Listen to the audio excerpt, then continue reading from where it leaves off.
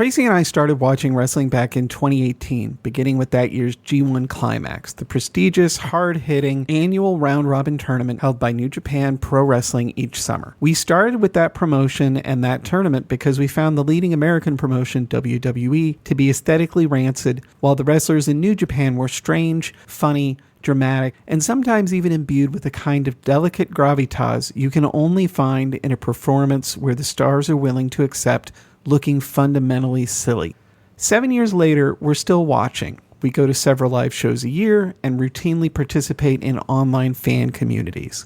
When we got into wrestling, my main fear was that wrestling fans would be exclusionary, would be almost exclusively straight men with bad vibes. And certainly there are spaces where that kind of fan is understood to be the core audience, but there are plenty of fun, welcoming, woman-friendly, queer-friendly communities as well. The podcast Tunnel Talk is a cornerstone of such communities, and I wish that it had existed when I was first getting into wrestling. It's one of my favorite wrestling podcasts, and frankly, the only one that I would recommend to a non-fan who wants to understand the appeal of the form. Their weekly discussions of wrestling storylines are funny, even if you don't quite know what they're talking about, and if you do, they're insightful and revealing. This is Library Pizza, a podcast about reading. I'm Mike Meginnis. It was an honor and a pleasure to talk books with Allie, Anne, and Leah, the three hosts of Tunnel Talk. It was also a little bit harrowing for reasons that you'll hear after my very dignified theme music.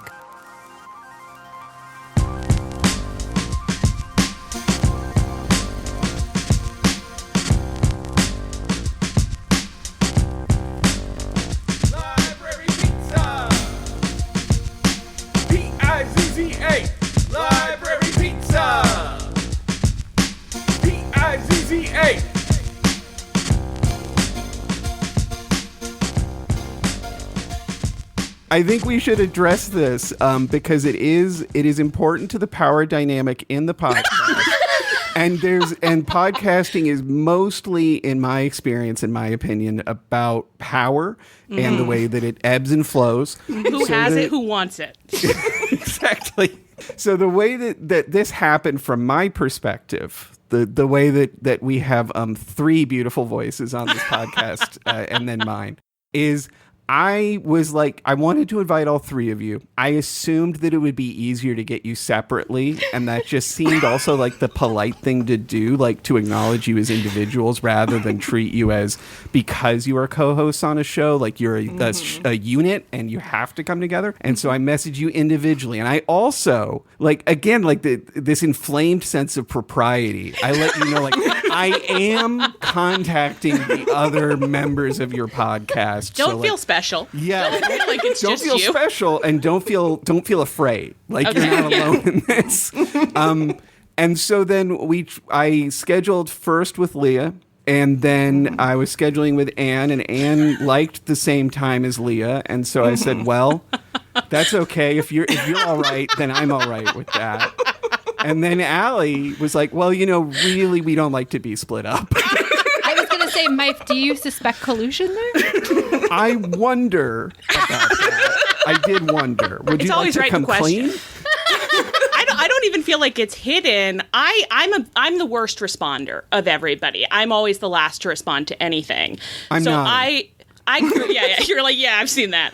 I cruise into my shared space with Anne and Leah. I say, girls, you've heard from Mike? When did you sign up for? I'm like, I want to be with them. I want to be close to them. I'm so scared at the idea of being away from them. I think you were honestly like, are we doing this all together, or do you guys just want to like let it fall where it may? I think we're playing it pretty cool, actually. Like, your vibe had been like that you were scheduling like adults, and I was like, when are we going on Mike's podcast? Are we doing it together? Or do you want me to go alone? And they said I could come with them. They're really nice to me. Well, it worked out beautifully, but the listener is going to hear some fear, and that's normal, and that's okay. Because what I've done is I've booked a guest spot for myself on your podcast. That's really the dynamic here. And that has never felt more I wasn't sure if that was going to be the way it was, but as we began to record and I explained my pathetic process syncing up the audio. No. Leah very helpfully was like, okay, here's what you're going to do, Mike, and talk me through the Zoom. And again, I appreciate it. I love it. The power is with Leah right now, and I've given it freely. Yeah, I'm the oldest daughter. I'm the oldest child of brothers, so I have a problem where when I walk into a room, I say, who's got the power and how do I get it from them? Because she sees a man and she's like, I'm in charge. I'm in charge of you. I'm so sorry. That's defensive. You're just like, I know what could happen if I don't immediately assert myself.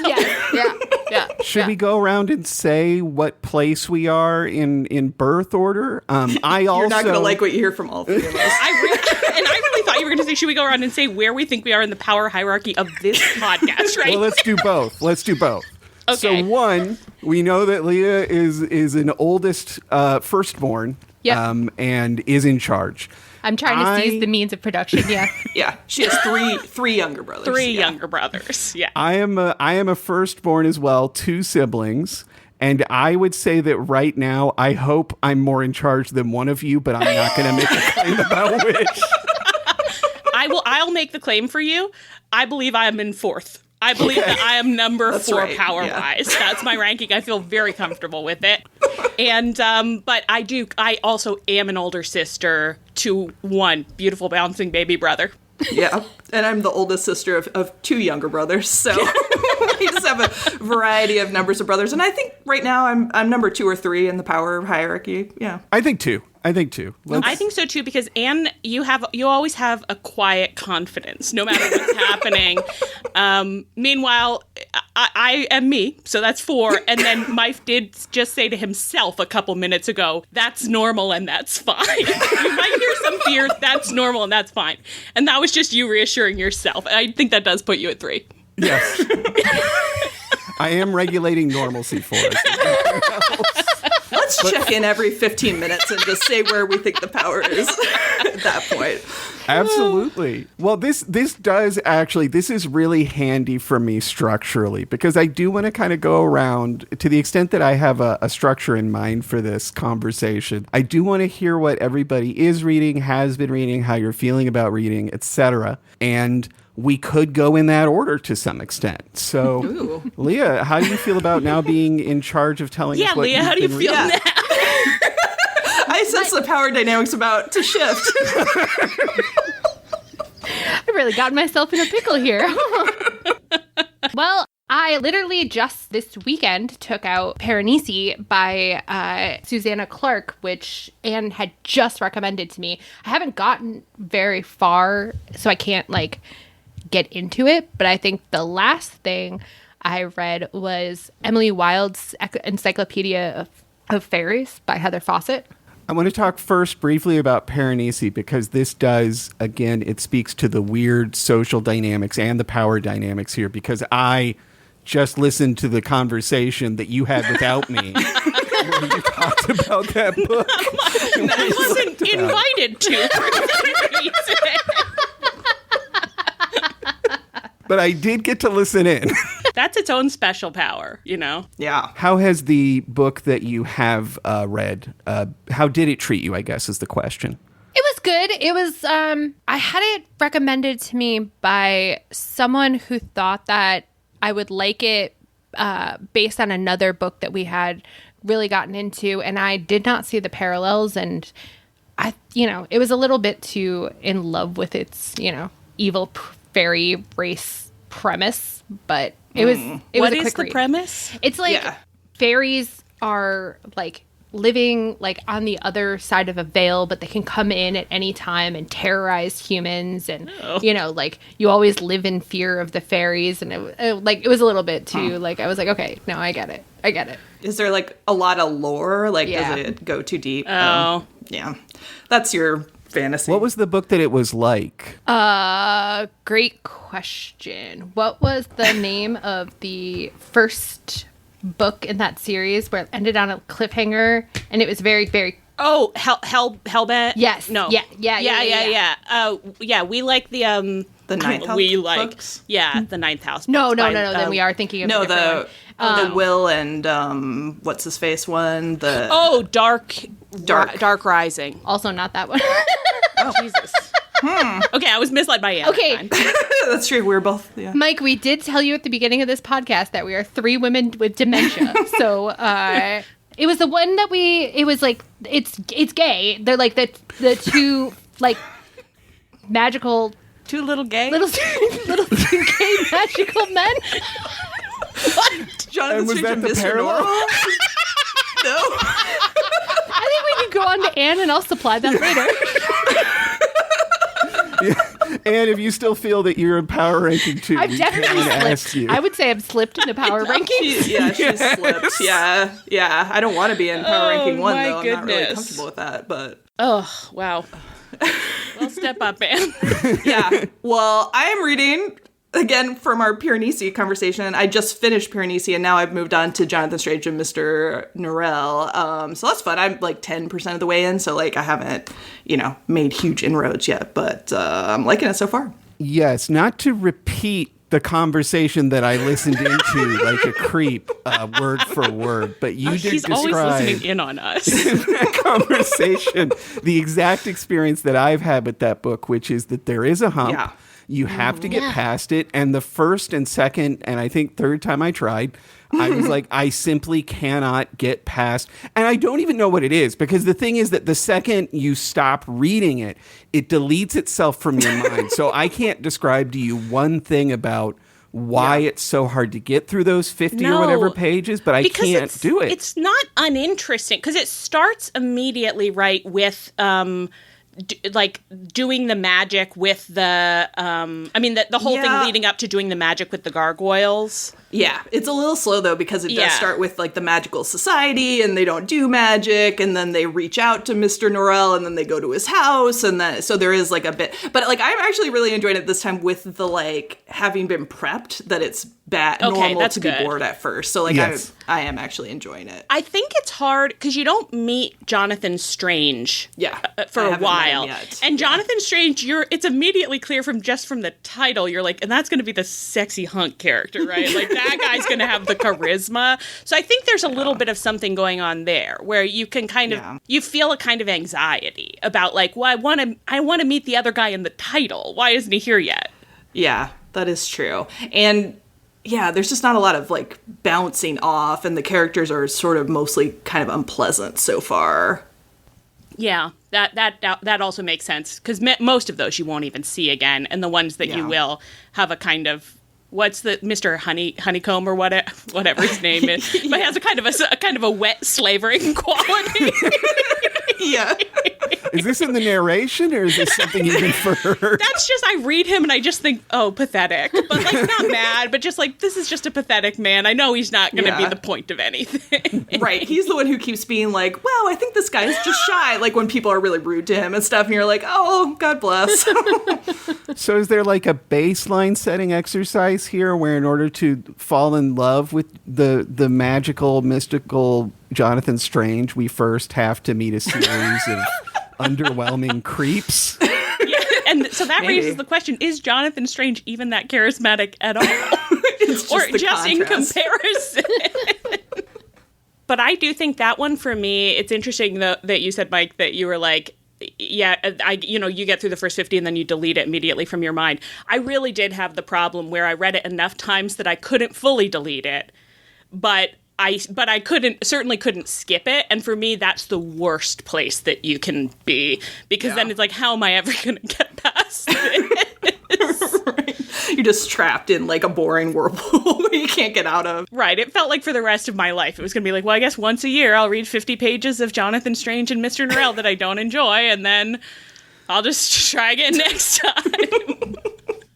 How much of it is the physical book itself? Because I did have this experience with Infinite Jest. I tried to read it as an undergraduate, and the book was so large that the second that I ran into any friction with it, I was like, well, I have a perfect excuse to stop trying. I was never meant to read something this massive. And then I read it as an ebook, and it was pretty delightful and painless. And I feel like Jonathan Strange is also like just physically large enough that a part of me is like, the permission structure is there to give up. Yeah, it definitely made a difference for me because, like, trying to read it in whatever, 2006, where it was like, I was taking books places, and, like, because you couldn't read it on your phone or whatever. It was like, well, I can only read this, like, at home in one chair, like, it doesn't move. And it was definitely, like, not helpful. That being said, it's a really nicely designed cover. It looks really nice. And the hardcover, they did the nice, I don't know what you call it on books, where it's like the uneven pages. Like, it was really nicely bound. So I actually I think I have like 3 copies of it in this house for some reason. And I didn't read it in the book. So I shouldn't even be saying this. Like, I did end up having to read the ebook, but I love the physical book. I'm like, it's really pleasing in the hand. Those uneven pages are like, it was published in 1708 and you had to cut them yourself with like a pocket knife. Yeah. Is that called deckled edges? Is that what you're referring to? It's certain seems credible. Could be. I have some trauma with deckled edges because they put them on my first book and I thought it was really nice and fancy, and it turns out that there is a subset of the reading population, it's not large, but it is loud, that will, if you publish something with deckled edges, leave an Amazon review whose sole contents are deckled edges. Why? 2 stars. They're nice. That's inappropriate behavior because they are nice and who cares? Yes. I would fight those people for you. If you ever want someone to, get in there. I'm your girl. I do. We'll talk after the pod. Thank you. Thank you. So you mentioned having a particular chair where you were reading more successfully. What is your preferred, and everybody chime in on this. I want to know about all your reading, seating situations. My main thing is that I can't lie down. Because I will go to sleep. And that's a real pain in my heart because when I was a child and I guess I was better rested, I could read on my tummy. And I haven't read on my tummy in decades. And it breaks my heart. That breaks my heart for you. I actually recently realized, like, I was hanging out with some parent friends and just kind of like, thinking about their lives. And I was like, I don't know why this happened, but suddenly I was like, these people don't have time to lie on their tummies. And that's what I do all the time. I'm constantly lying on my stomach, reading something just for hours at a time. These people don't have the time. I thought that is tragic. That's what they don't tell you if you decide to become a parent, is that you won't have time for... You won't have tummy time. You won't have tummy time. The kids take it all. That's rough. Well, for positioning, I read way more in the summer than in the winter because I like to spend a lot of time in the sunshine, like out at the pool. So I do like most of my reading on like a pool deck chair or like literally in the pool on the edge. So. Oh my God, that makes me so anxious. I can't even read next to a pool that I know I won't be getting into, and I know like I'm not hanging out with like any cool, sexy people that are gonna like run up and splash me and then throw me in or anything. Like even if I'm perfectly safe from entering the pool, I cannot allow that proximity. So you really don't feel like I think I have lots of books that I wouldn't take to a pool, but there's a certain, like intoxicating enjoyment of like being on vacation and taking a book to the beach knowing like this book's going to show that it's been to the beach. Like this book will never look the same after this trip. Yeah. That like puffiness it gets after you accidentally dropped it in a lake. Yeah. And actually like I do feel like the beat up quality of a book. Like I was on a work trip and I had to stay in a stupid Airbnb, but they had like a little corner with like read on the wall, but they had all their books there and they were actually like books they had clearly read because they were like mass market paperbacks that were all creased and stuff, and I was like, this is so much more charming than if they had picked like more aesthetically whatever books, for sure. I was in a little bit more in my youth, I was like really into hosteling. Like you go travel and you stay in hostels and stuff, and they always have just bookshelves of books that people left behind because they're like, I finished it, I can't be carrying it around anymore. And I loved going through those and seeing what you could find and just being like, wow, somebody left a couple V.C. Andrews books? Those are coming to the beach with me. Don't have to be precious about those ones. Certainly not. These could float away forever. The world will not be impacted, but by reading them, I enrich my mind in some ways. I am a big reader in bed, and often I will, like, the hour and a half before I fall asleep is when I get my most reading done, because then I'll like hopefully the book will cause me to stop checking social media, and so then like my brain starts prepping for like sleepy time. So it's my little nighttime routine. That's the healthiest thing I've ever heard. It's like it's so sickeningly healthy. Also, the book that I was trying to remember is Sorcery and Small Magics by Meginnis, who a big cluster I don't think I ever read that one. Oh, a big cluster of us read it and enjoyed it. It does end on it's a part 1, and it does end on a cliffhanger.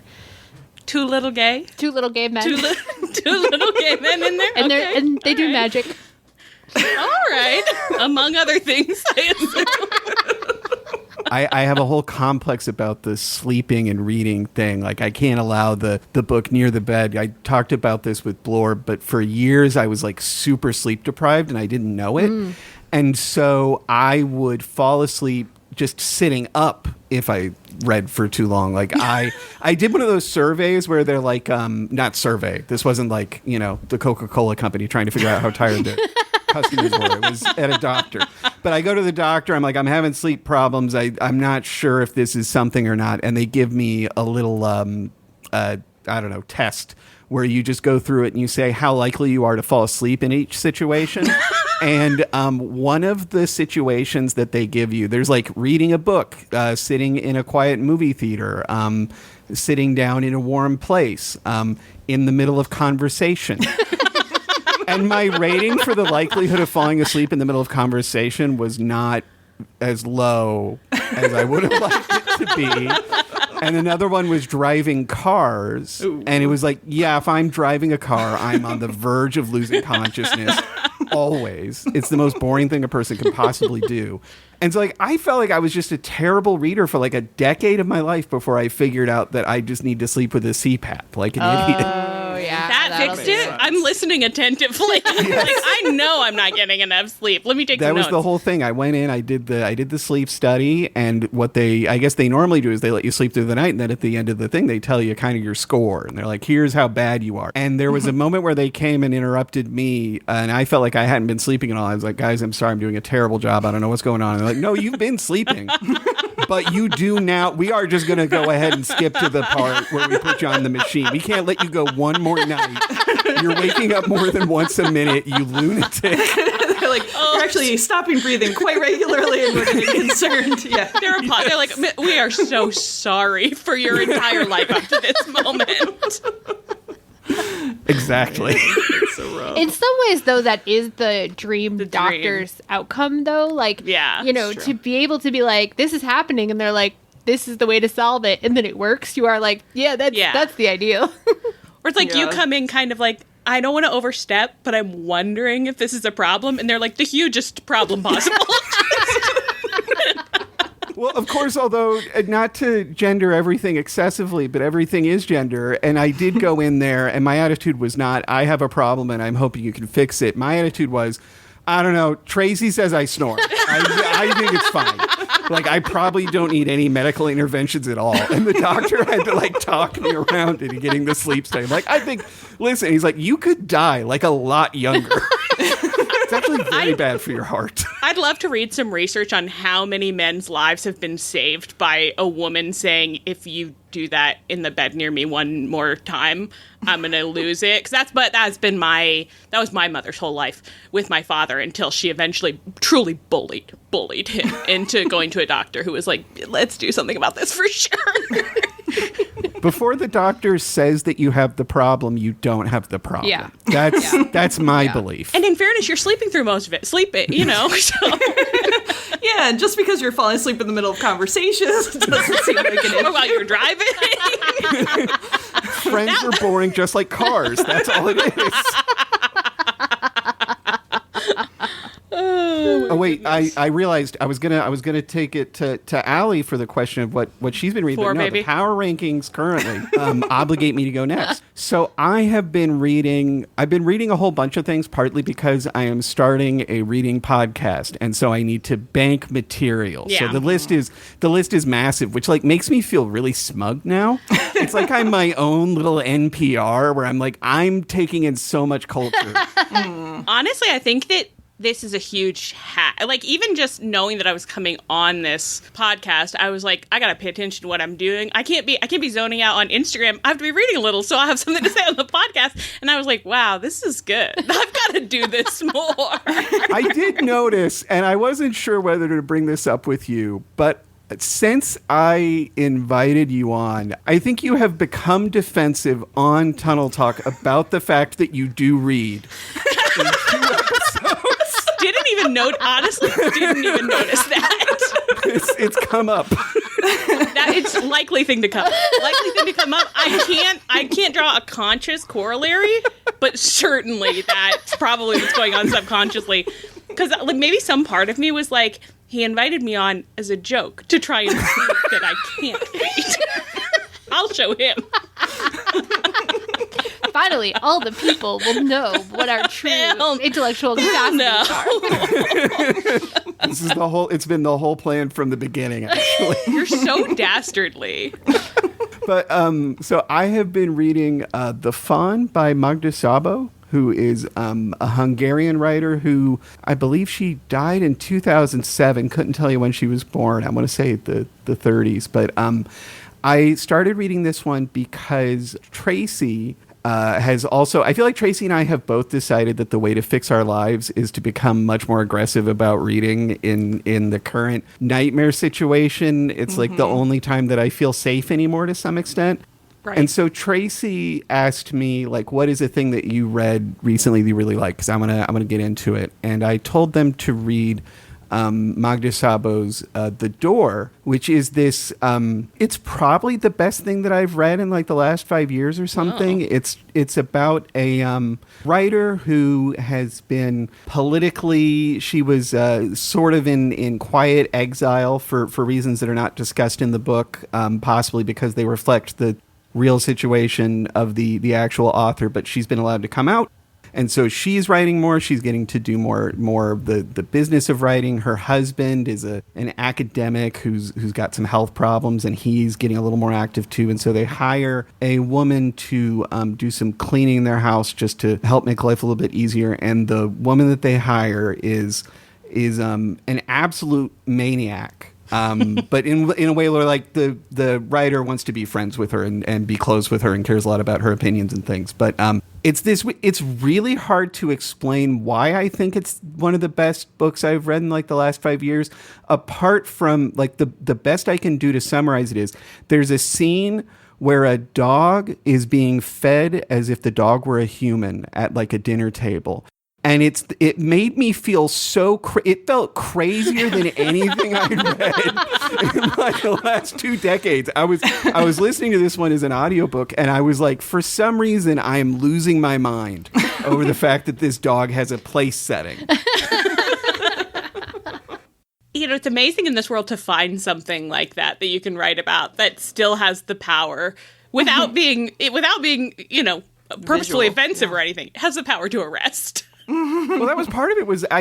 It was like, this actually does offend me, and I don't know why. Like, just apparently the idea of a dog eating as if it were a human is simply too much a subversion of the power dynamics that I have with like nature, and I really needed the dog to submit and behave, and the dog was having none of it. Say, dog, do you not know your power ranking?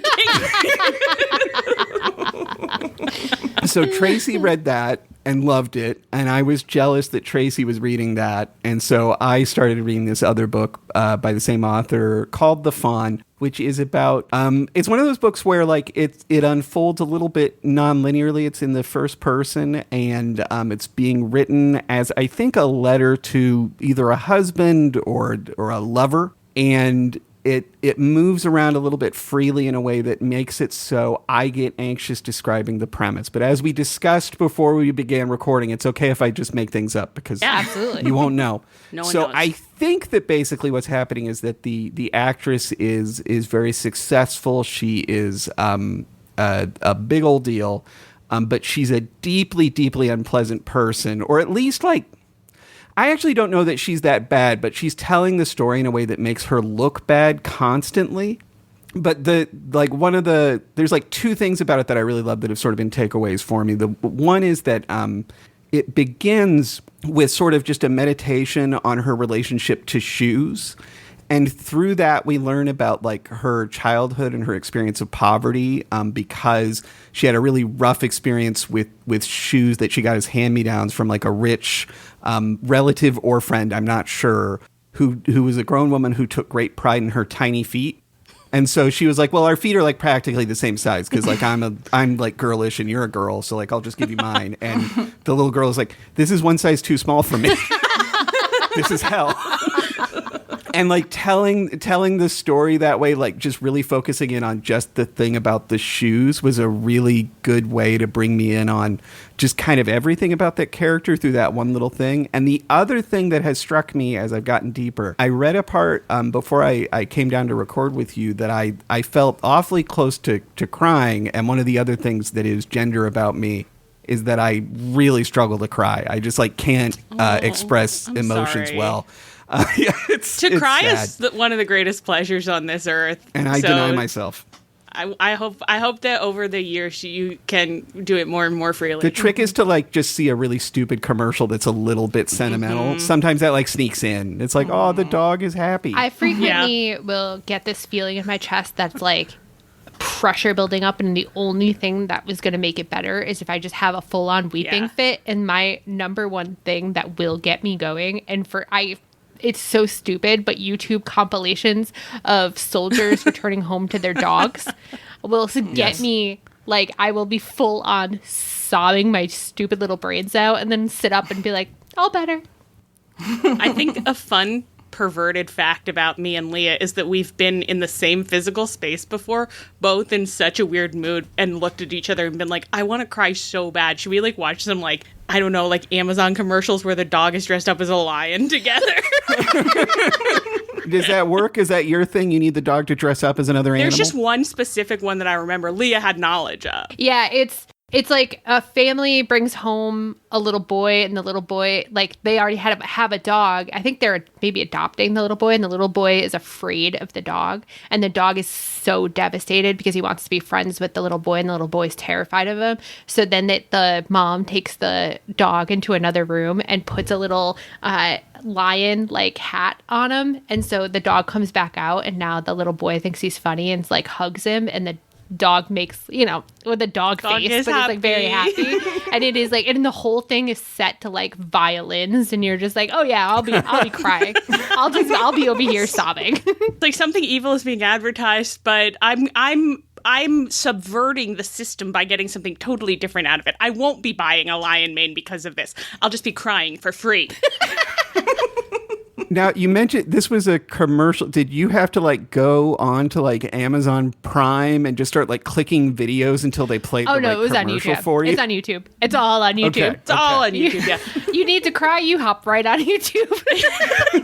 Just gotta know where you're going. I'll do the first 10 minutes of Up. That's an easy one. This should be a recurring segment on the program where people teach me how to weep. Yeah. So I have tips. I have a couple of tips here. Anne, is there anything that you do to cry? Can you make it happen when you need to? I don't tend to have the same like built but I cry pretty easily. Like if anything, usually like people being really nice will get me to cry. There was a YouTube or I think a Canadian airline like did like a Santa thing where they had like set up at one terminal like a thing where people could go up and like tell Santa what you want for Christmas. And so like little kids are doing it and whatever. And, like, some adults do it kind of, like, as a joke. And then while the plane's in the air to their next location, the airline, like, runs out and gets everyone, like, exactly what they asked for. And then when they're all at baggage claim, like, just wrapped packages start coming out. And so, like, the little kids are psyched. But the little kids, like, they expect to be given things, you know? So it's like, oh, this is nice. And then some people, like, you know, an adult was like, I want socks, and he got socks, and so he's laughing. But then some people, like an adult woman, just like bursts into tears, and you're just like, oh man. And she's like the mom of a family, and you're like, no one's buying her what she wants, you know? And she got this digital camera, and it's like, yeah, that'll do it. Aww. I'm ready to cry right now. Yeah. Should we just cry together?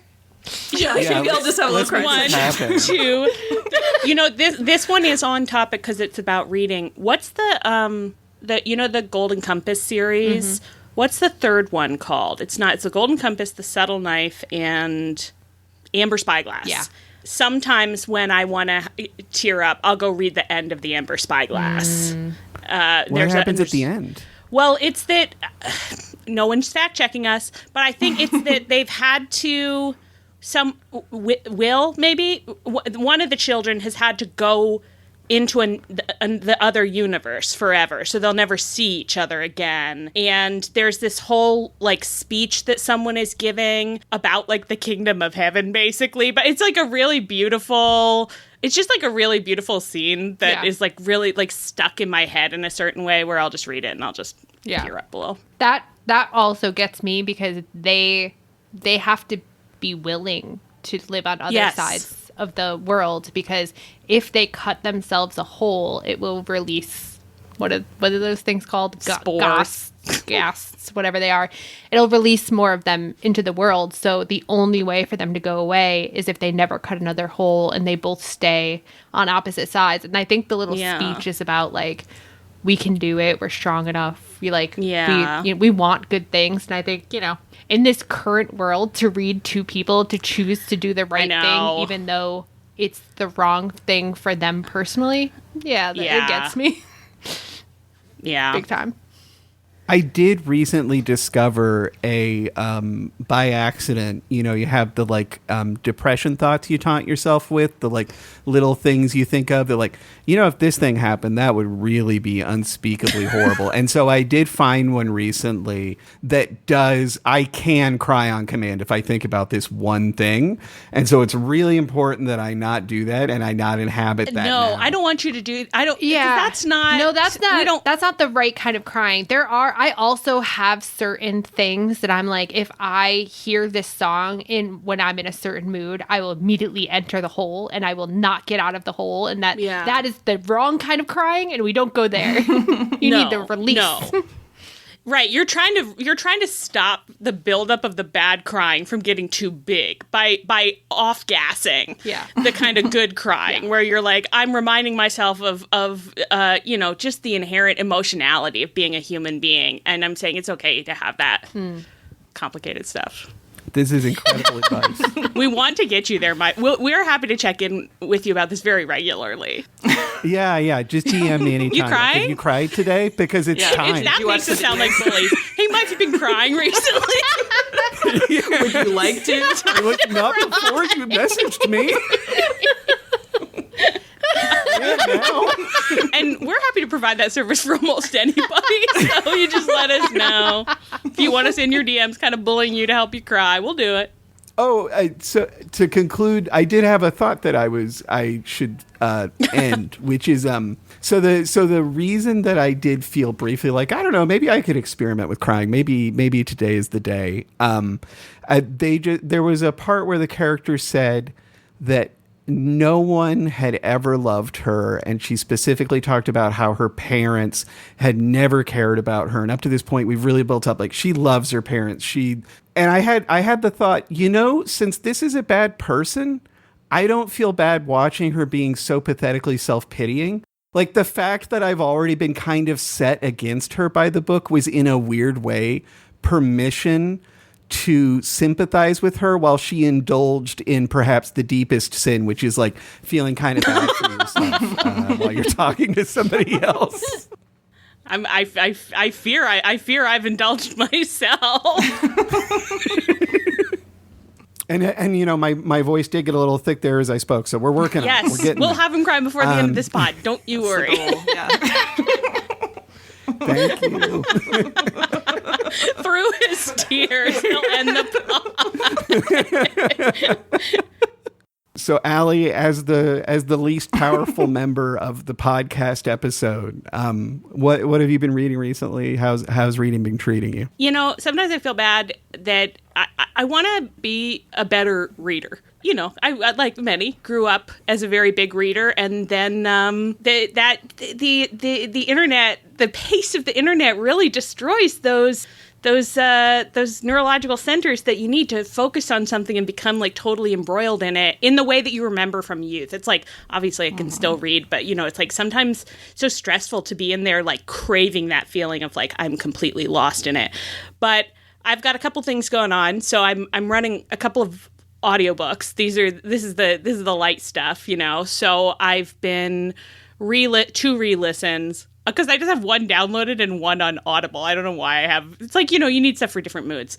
So I'm doing Guards by Terry Pratchett, which is a fun one. It was hard. I had two versions of it. I had one that was really badly read, and I just couldn't deal with it anymore. But then I found a much better one, and so that's very light fun.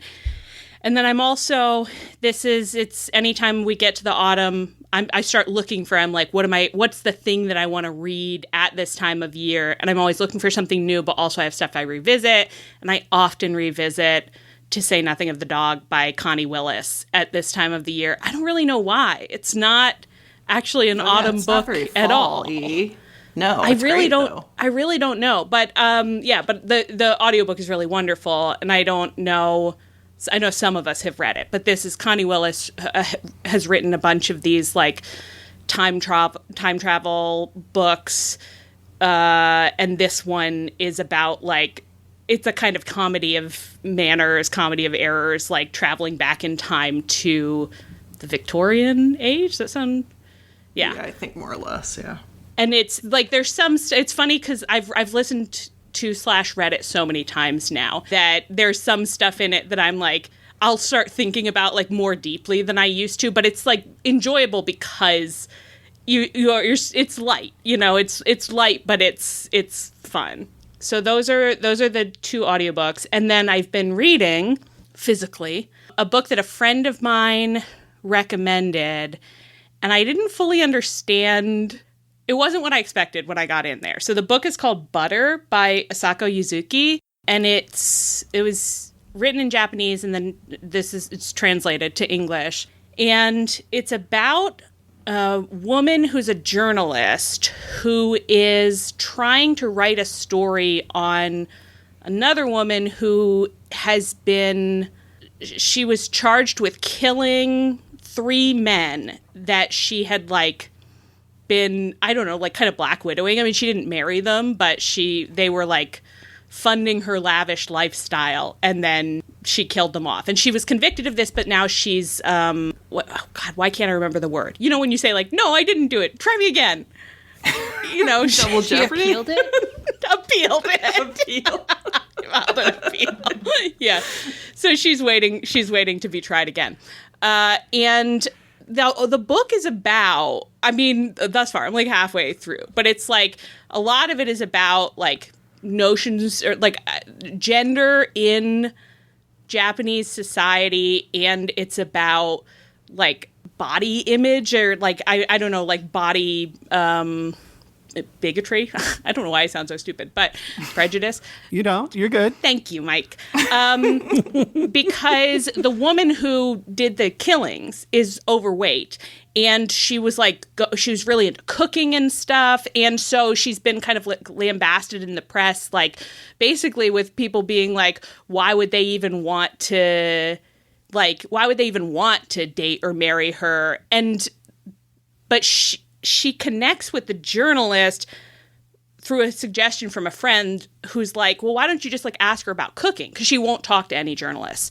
And so she does ask her about cooking, and gets to meet with her. And the woman is giving her this like description of what it's like to eat rice with butter and soy sauce. That's like, so she's like just being like, you don't understand life if you don't understand butter. And there's a butter shortage in Japan that's happening during this book. Oh. Yeah, that's important.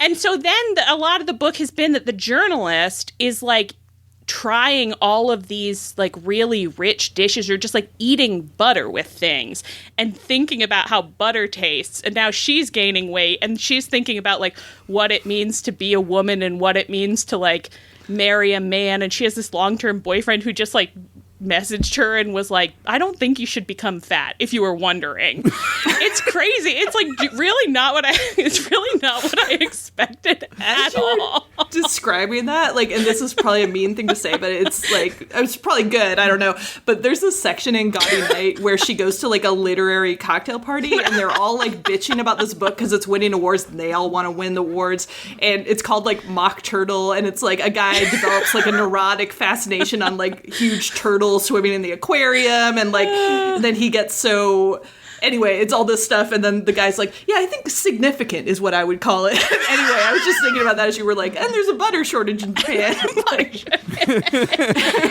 It's interesting, like I'm finding parts of it I'm finding compelling, and conceptually I find it compelling, but I do think it has the problem that I would say a lot of books of the past 10 to 20 years have, where it's like the themes are really on the surface in a way where it like feels like it's really consciously doing its analysis for you a lot of the time, when I'm like, I would kind of a little bit rather read a book that is like leaving it to me to do the analysis and isn't telling me so much so often what it wants me to be thinking about.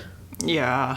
It's hard. A lot of books aren't confident enough to allow you to draw your own conclusions, and they want to really spell things out. Mm-hmm. Yeah. Well, and like editors are so anxious, agents are so anxious. Like everybody up and down the whole process is terrified that people are not going to understand what you're doing. And so even if you have managed to resist that, which most people don't, because it is like, I think it is very much the thing now, right? To do that spelling things out. I feel like you get taught that you need to be doing that. But probably especially in nonfiction. I'm a bad reader of nonfiction. I don't read that much for no real reason. But it does feel like, I mean, I think part of the reason is that I am alienated. Like every time a book starts telling me that much what to think, I do really fight it. Yeah. I really resent it. I get very contrary. Yeah, but people are so dumb on social media. Like I think Jeanette McCurdy like wrote a book where like a 17-year-old dates like a 35-year-old, and I think that like literally happened to her, and it's like he's grooming her. But was people it are like in her mad. Memoir? Was it that relationship was, I think. Yeah. But this is like a novel that she's written. Oh, I see. Okay. But like it hasn't come out yet, but people like on Twitter were being like, how, why didn't you just write it with her like of age? And it's like the point of the book is like the groom, like, it's like the book isn't approving of it. The book is disapproving. Why couldn't it just be an appropriate relationship? Yeah, I do think it's really messed up that we've gone back to, what was it, the Hays Code, where you're like, you're allowed to show it as long as you have someone who comes out a moment later to be like, and that was bad. Two little gays? I don't think so. Or like the Batman thing where for a while he would just kill them himself. And then there was a period where they were like, well, we feel uncomfortable ethically with Batman killing them, but we do need to explain that they are bad and wrong. And so the villain would consistently cause their own death by committing the sin that we were being taught. Classic. We should not replicate in our own lives. That feels well, right. We know all about that from wrestling, Yeah, I have to say, it's really not what I prefer. I mean, obviously, Anne and I both love Gaudy Night so much, but it's like Gaudy Night is such a good example for me of a book that like is very open about its themes and discusses themes quite freely, but not in a pedantic way. Like, because partly by having a quite richly fleshed out main character who is herself like, confused and not thinking about things in a pedantic way. It's like thinking about things like a human being moving through the world, and it's hard to do. I'm not saying it's easy to, write something that explores something interestingly without making you feel like, yeah, I get it. You're writing a little essay about misogyny.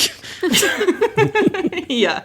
But it does feel like a throwback to like, those 19th century moral literature, you know, that little Louisa May Alcott took a little foray into as well. You mentioned going back to reread. I have rudely forgotten the name, but going back to reread one of the books that you mentioned, you know, over and over through life. And that is a thing that I'm always interested in when people talk about it, because it is so not my relationship to books. But it's like, I feel like this is a podcast about shame, because there's so much shame tied up in reading, right? There's the anxiety that you're not doing enough, or that you're doing it the wrong way, or that you're reading the wrong things. Mm-hmm. And like some of the shame that I have with reading is that I know so many writers and readers who will be like, you know, and obviously I was going back and rereading, you know, Gatsby or Ulysses or whatever, and I was like really digging in this time on this aspect, and I'm sitting over here like, I've reread like 3 things in my life. Like I really basically never do it, and it makes me feel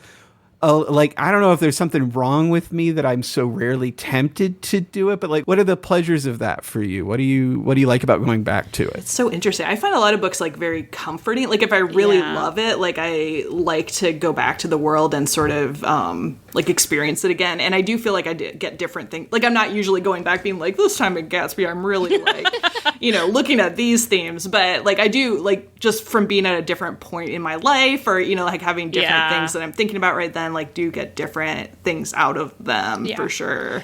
I often will reread books when I'm like overwhelmed by something else going on, or in some way emotionally compromised, because it's like, this is a beloved universe and I know how it's going to go and I know how I'm going to like it.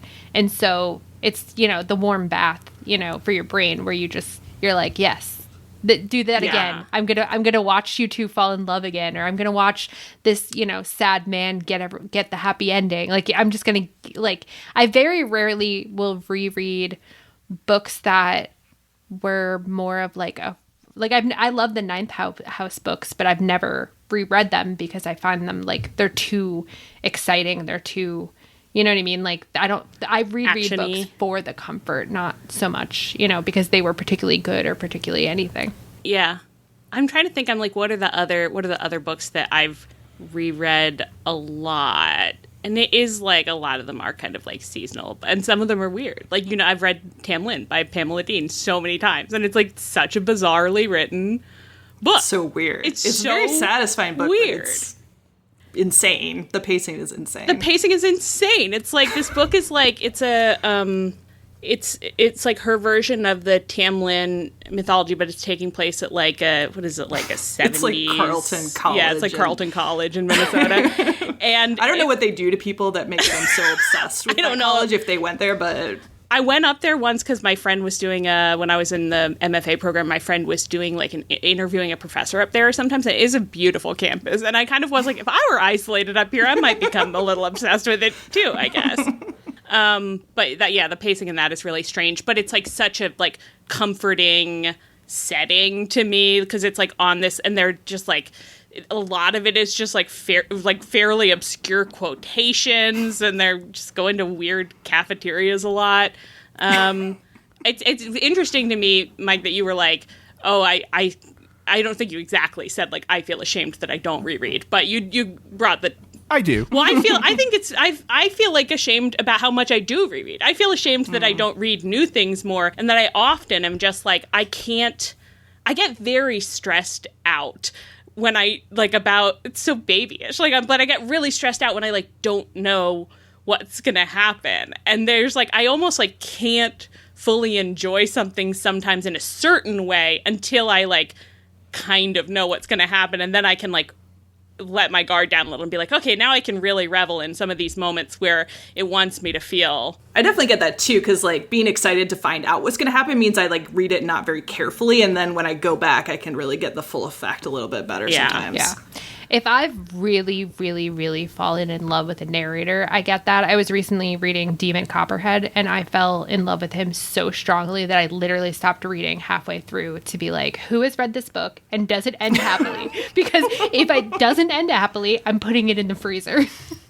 Okay, you brought it up before that you were reading it. What's it about? It is a takeoff of David Copperfield, except it's set in the Appalachians somewhere. I can't remember exactly where. And it is about a little boy whose mom dies young, and he has an evil stepfather, and he goes into foster care, and everybody's really, really mean to him, and he's kind of dealing with like the opioid epidemic around him because it's set in modern times, and he's just got like the kindest, nicest, best little heart ever, and it's like, you know, he makes bad decisions, and so there's just a point in the book where I was like, but he makes a lot of bad decisions, and and if he doesn't make it, if he's not happy at the end of this book, nobody's gonna be happy. That's Barbara King's author, Yep. right? Yeah. Yeah. Kentuckian. Yeah. So. Kentuckian. Do you ever do the thing where you flip back to the end of the book to see how things are going to go, just so you can remove that anxiety? I don't, because I really hate being spoiled for stuff, to the point where like I often like will push these two to watch wrestling events live simply because like I won't enjoy it if I've been spoiled. She's cost us way. millions. So I often can't, like, I won't flip because I don't want to know exactly what happens. I want to know the temperature of what happens. Yes. So, like, my friend Hannah, who had luckily read it before me, was able to be like, yes, you'll be happy about the place that he's in at the end of the book. And that was enough for me. Like, that was fine. I didn't want to know exactly what happened to him. I just needed to know that I would be happy with it. I will occasionally jump to the end. I always feel like, ooh, I'm being really bad. I shouldn't. To talk about shame. I will do it. Yeah. I think I just never feel like I'm going to get, like, enough out of it. Because I've definitely done it once or twice and, like, read the last page and then, like, totally messed myself up. You know, it's, like, just been like, oh, I guess X is going to happen. And it's like, no, not the way that you thought. So, and I do have a little bit, like, that's bad behavior. I couldn't do that. It is bad. Yeah, I was gonna say that I never do it because, like, I do feel like it's wrong, and like, and you're not allowed to do that. But I'm as I'm thinking about it, I have to admit to myself, and I can't name what the books were, but I have occasionally flipped back to look at like the acknowledgments for some reason, and like the fact that I'm flipping back to look at the acknowledgments, a thing I have no reason to do. This isn't like written by a person I know. It doesn't matter. But or like I'm looking at the bio, or maybe I tell myself I'm going to look at the note about the font that they put at the end. Like this is how this font was made, and then I'll just happen to see like a little bit of the ending, and then like there is some comfort in that. And I've never admitted to myself before, but I think I have done that a couple times. Huge breakthrough on the pod. Yeah, I think I reread sometimes too because I'm pretty picky about books and it's hard to find ones that I really like. So a lot of times, and then sometimes too, I just feel like I can't deal with like some new set of characters right now, you know? But like, I think when it's like, I want to read something and I know I like this, like I will go back to it. And when you know exactly what buttons it pushes for you, because I constantly am using these sites that are like, if you like X, try X, Y, and Z, and like most of them are really bad. I have one that I think is kind of good, although I've read stuff from the list and then been like, this is the worst thing I ever read. What was the one I read recently? Was The Maidens by Alex Michaelides. I think I got that from looking for like, I wanted to read books like Gaudy Night or something, and it was just like in no world. The problem with those lists is like they never, because it's really what I want to read is a romance as good as Gaudy Night, and they're like, so you want to read a detective novel set in the 1930s? It's like, actually I don't give a shit about that. Right. Yeah. Like it's really hard when you're trying to find something that you're like, I just wanted to hit these particular beats. Like I wanted to have the mystery component, but I wanted to have the romance component, but I want it to make me feel like I'm in this setting, but I want it to, you know, and then if I try for 5 minutes and can't find something, it's like, well, I guess I'll just read Dorothy Sayers. Like, whatever. Right. Not trying to reinvent the wheel here. Leah, you mentioned, I want to come back to you because you mentioned when I first sent you this invitation that you'd been like choosing things to read in a kind of different way. You've been doing like a scavenger hunt was the sound of it? Like, how does this been working? Me and Anne have been doing it for the last 5 years. I sign up every year. 4. I sign up. You do sign up. I like to look at your bingo card every year.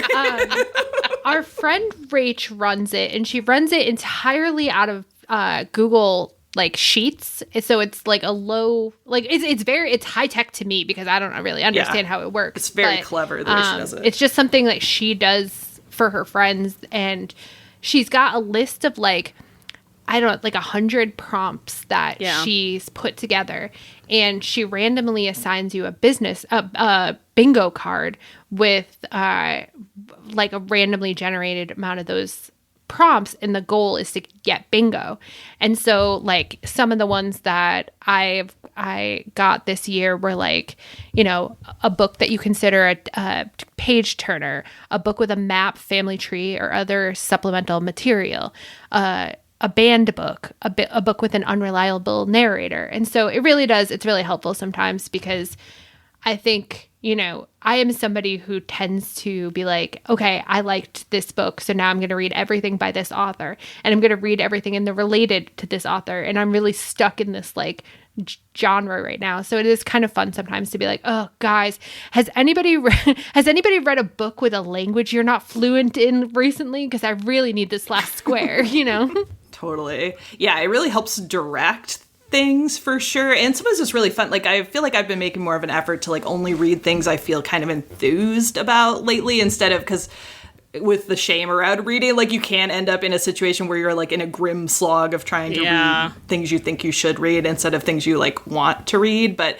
it's been fun to see a prompt like that and be like, oh, like let me look at a list of banned books and like what one do I feel most enthusiastic about, and then try that one, you know. Can you get multiple squares in the bingo with one book, or is that you can forbidden? only use But you can pick which square you want it to be. And you can move it later. Like if you decide like you're like, oh, this, like I have another one this would fit for, I can move it, but a book can only count once. Yeah. And are you always like seeking things out because you found out that like, okay, this book is going to satisfy one of these? Or is there also like, it seems like it could be fun to be reading a book and discover that it hits one of your squares that you didn't even know you were going to hit. This year I super did that. I was just, because like after November of last year, let's just say I couldn't get on social media anymore at all. Every time I tried to open it, I was like, nope, I can't see any of that. No, don't want to see that. And so I read like the entire works of Meg Cabot, basically, which is a lot of books, like the entire Princess Diaries, everything. Prolific woman. Very prolific. I mean, I didn't even read the entire works because she's written like 200 books. But yeah, and then like all the weird stuff I'd read. Then after we got our bingo cards, I was like, okay, like what do each of these books that I've read, like what are their potential squares? So like I read like the Young Bucks wrestling book.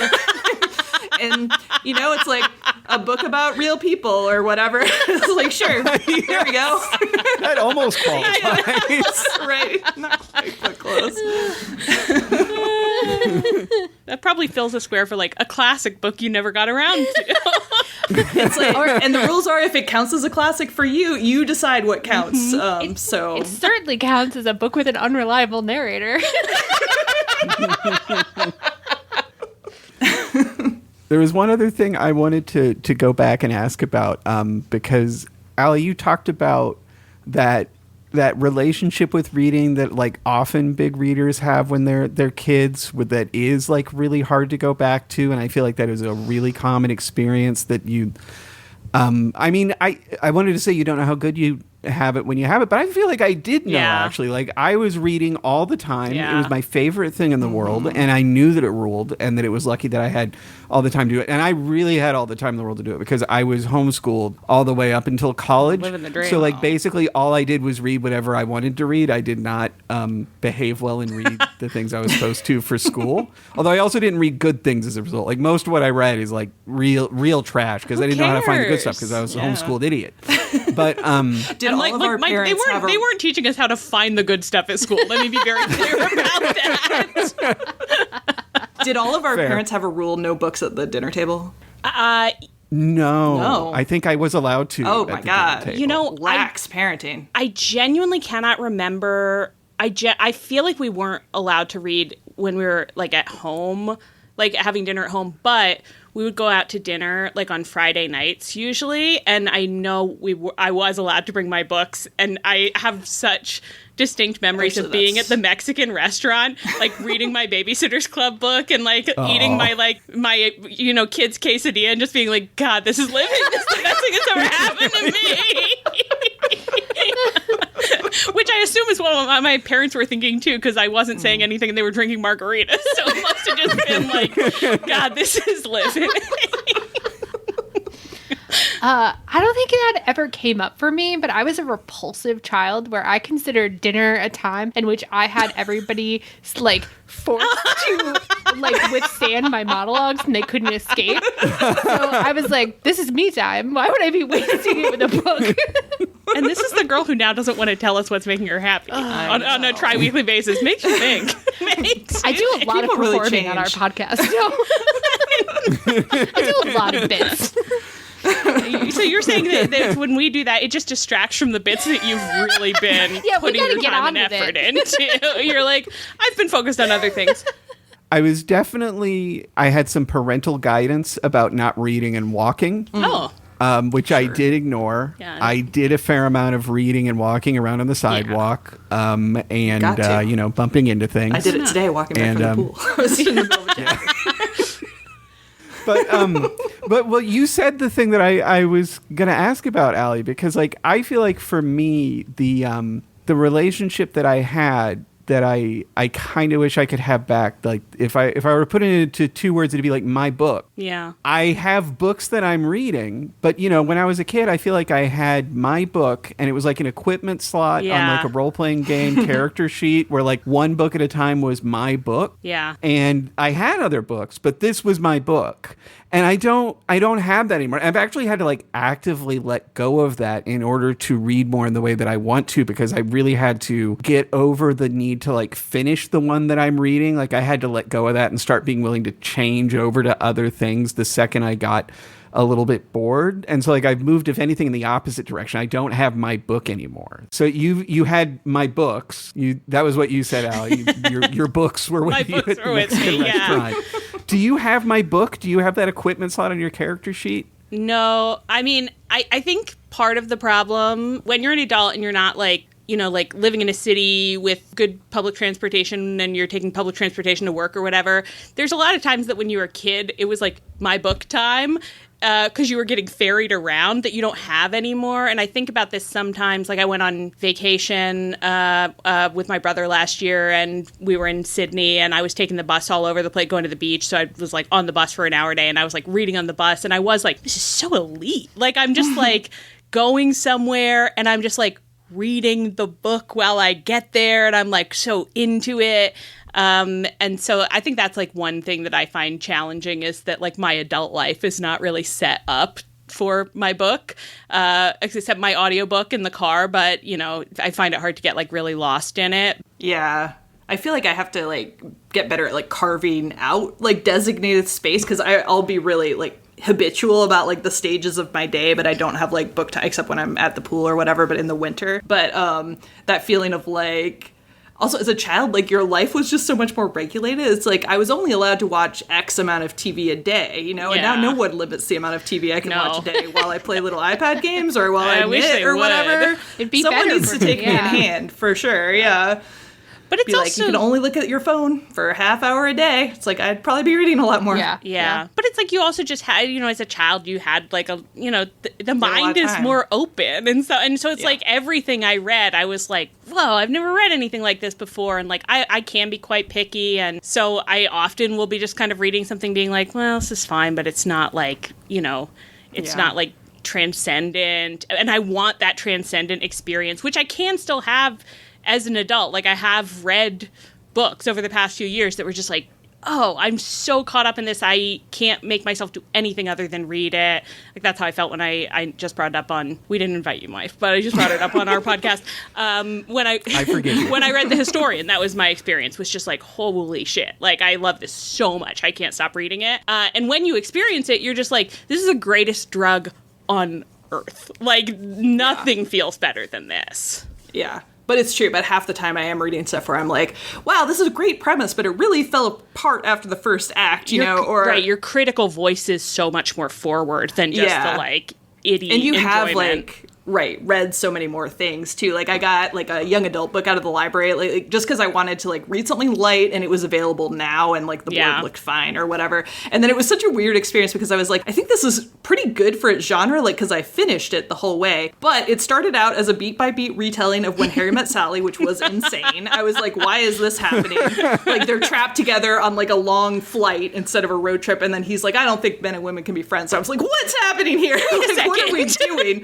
And their personalities are totally ripped from the movie. And then on top of that, they do a fake dating thing, although they justify the fake dating pretty well for that premise. But it's like, well, that seems like a hat on a hat. And then there's a bet situation where she finds out that he had made a bet. And it's like, okay, I think you're doing too much. Like, I don't know.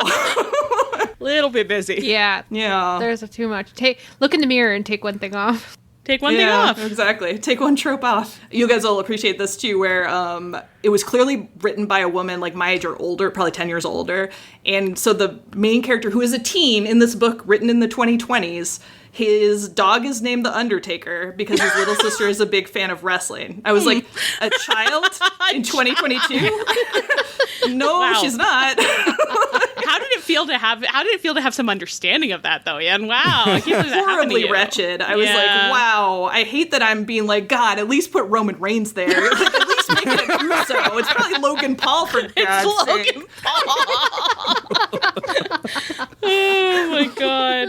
You know, that dog's eaten from the table.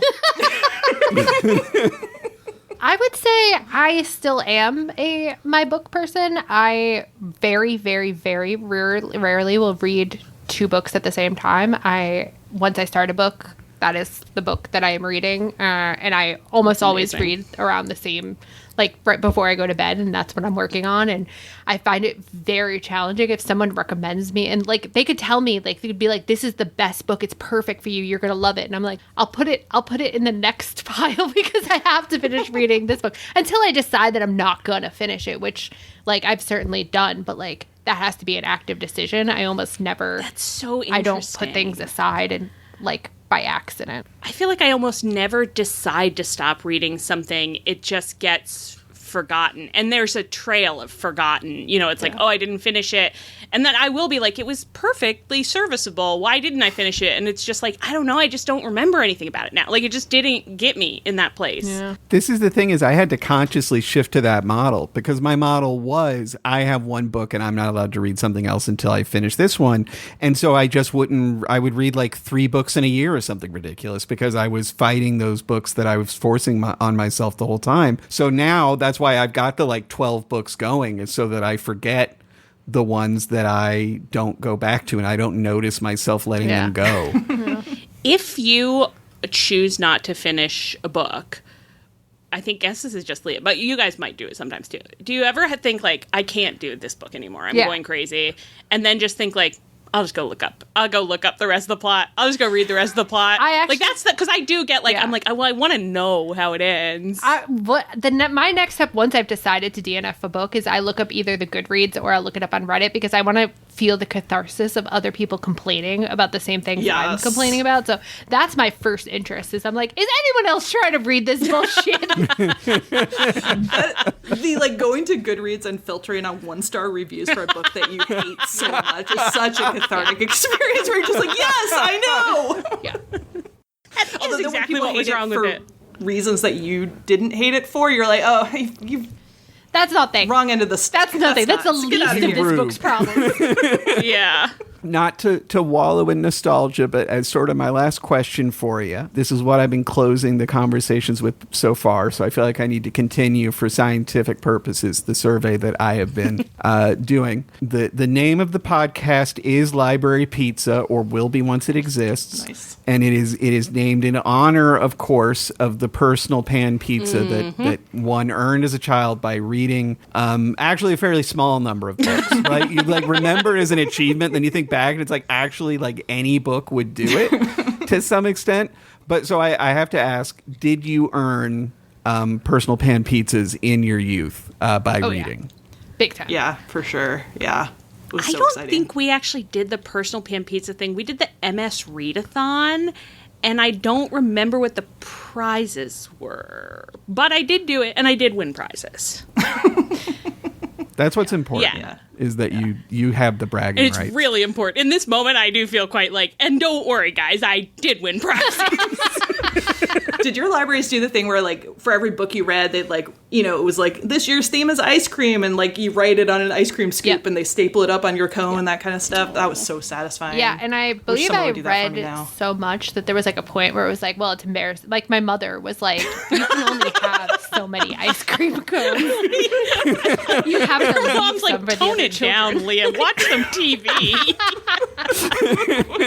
Come back to the kitchen. Do your bits around the dining room table. We'd love to hear the bits. Me and one of my brothers were such both prolific readers and quick readers that like the weekly library trip was like a must, and we both took out as many books. I think our library had like an 8-book limit, and so we would each take out our 8 books, and we would like be so like, I remember my brother Johnny saying at one point where he was like, I want to read that book, but it's too short to fill up my like quota. Like I'm gonna bust through it. It's not worth it. I gotta find a thicker one. And I was like, yeah, I feel that. That's incredible. Was that 8 per people? I think it was 8 per person, but Per I think it was person, rather? specifically a rule about children's books. Like if you were under 18, you could only take out 8 books at a time. But it was like specifically at a time. Like we could have like taken out as many like as many total as we wanted, but you could only leave the library with 8 at a time. Wow. Yeah, when I was a kid, because my mom's Canadian, we'd go up to Canada for like a month in the summer. And so before we'd go to Holly Cook Bookstore, RIP in Louisville, and we could buy as many books as we wanted because we wouldn't have access to the library or anything. And like the orgy of just selecting so many books, it felt, I mean, there's nothing like it as an adult. Yeah. Well, we used to, the two like this is an orgy of literature memories I have of childhood, where we used to go to there was like a private school that had a huge garage sale every year, the Archmere garage sale, and we'd go and we were allowed to buy like pretty much any used books we wanted because they're selling them for pennies, and they're also old. Like anywhere they were selling used books, my parents were kind of like, what? Yeah, okay, whatever, you can have whatever you want. And so we're reading all these, you know, all my favorite like children's books were like from the 70s. Like, and I was just like, this is normal. These are fine. And then also when I was in middle school, I think the Borders near us used to do the big like they have the big standing exhibit of like, these are all the summer reading books. And my mom was like, you can buy anything that you want if it's a summer reading book for someone. If it was on the summer reading book rack. Nice. And that was fun, where it was like, I think, like, it was a pretty good trick for her, I guess, because she was like, there must be some educational value if someone is assigning it. And those were good books, They're mostly. good books, like, yeah. Summer reading table. It's a good place to shop. Yeah. Did you try to make strategic selections? Were you trying to pick out things that you liked, or was it just kind of anything that you could get your hands on at that point? Well, this is going a little too deep into personal territory, but of course I was, I was a middle schooler questioning my sexuality, so I was looking for anything a little gay in there, and I don't know who did it, but one year Maurice was on someone's summer reading list, and I was like, ka-ching, this is coming home. I'm going to learn what it means to be gay now. I had a little bit of that with Michael Chabon. He was one of the people I read relatively early who was actually any good, and being homeschooled, and like, my parents were not super protective past a certain age, but everybody I knew, their parents were super protective. Mm-hmm. It was a surprise for me every time that happened in a book. Yeah. It didn't occur to me that could happen. And so like I have memories of reading his books and thinking like, the character is bisexual in this one as well. Which one were you reading? Like The Mysteries of Pittsburgh or Cavalier and Clay, or? Yeah, those are the two that immediately come to mind. There's a couple of moments in that one in both of those where little bits of description were like, oh, huh, and then like literally 20 years later, I'm like, I'm putting some things together. Yeah. I should be clear, even though my parents won't listen to this, they would have let me buy gay books. Like, I didn't have to be like sneaking gay books into the pile, but that was my MO all the time. Like, I'd be going to the library and be like, where's the gay section? I've just got to sidle in there. Check it out real quick. No one can know this happened. I'm leaving. They would have been fine, but... Well, that's part of what makes the book like the perfect place to do that, right? Is the fact that it can be exactly as personal of a relationship as you want it to be. Yeah. By and large. Yeah.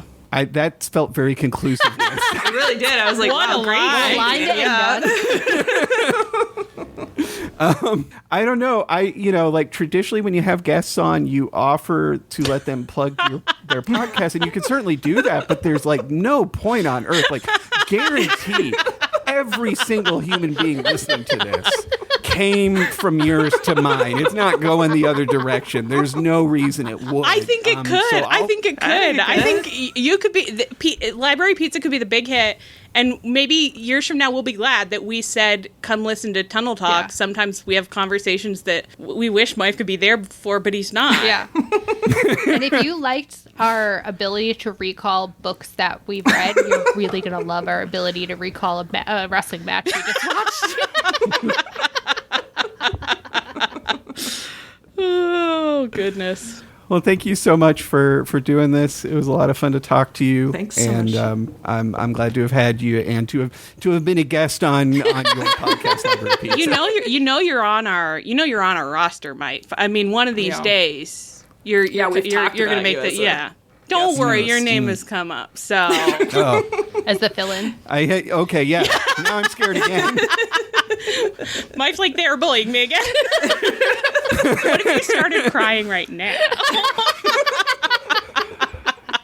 The problem is, here's the thing. We have not, if this were monetized, if I were in the phase of the podcast where you're doing the Patreon and like the main inducement that you have is like suddenly you can watch my sweaty face in the Zoom call in the video version of the podcast, I think that there would be some money in the tiers, and so I would pursue them. But here, there's nothing in it for me except personal and emotional growth. So what's the point? Garbage. Right. Yeah. Exactly. Are you thinking in this moment, though, like of all the, Patreons I've given to over the years, all of the content I've been interested online, no one has ever given me the option to pay for the tier that's called Cry on Demand, and I would pay. For almost everybody, I would pay. I was literally just thinking that I would pay no small amount of money to be able to watch a live stream of Mike watching sad Amazon commercials until he cries. Like, I would absolutely shell out for that instantly. How many can I make it through? The Patreon community is really sleeping on some tiers they could unlock. It would also be King of the Hill moments where Hank is briefly very kind to Bobby. Yeah. Is that's Dad's any stuff. moment like Is that? that right? Yeah. That'll get you. That would be. That'll get you. We're still figuring out the sign off for the podcast, and so far, what we have is thank you, Tony, which I want to be clear because of the way that you and I know each other. As far as I know, has nothing to do with Mr. Anthony Khan, but rather our male cat is named Tony. Okay. And so sometimes we like to thank him, but I don't feel strongly about that, especially because with the exception of the first episode, Tony's contributions have been nil. I haven't even seen him tonight. I know. So is there anyone else you think we should thank? Well, Dolly was here. Dolly is Leah's cat. But I know you said it's not about him, but you don't think a little, thank you, Tony. Thank you, Tony. I do like that. Justified thank you, Tony.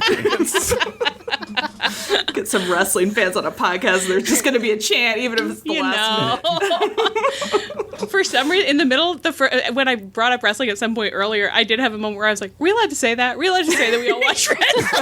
Coming out of the closet. I was like, "Is this a kayfabe podcast?" Mike, do they know? No, I was thinking in the introduction I'm going to record in your absence in order to retain my power over the podcast. I was probably going to mention that I do know you first and foremost as through, as I said with Blorb, every now and then we'll be in a Discord saying really upsetting and horny things about shirtless people fighting each other. That's kind of our main relationship. And then secondarily, there's all of our podcasting. I actually never get upset about those things.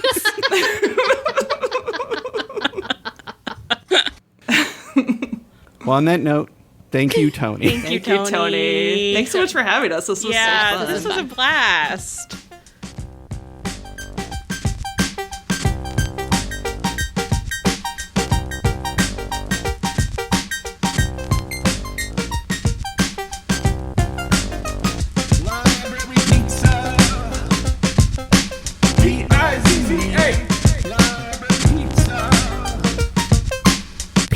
Easy.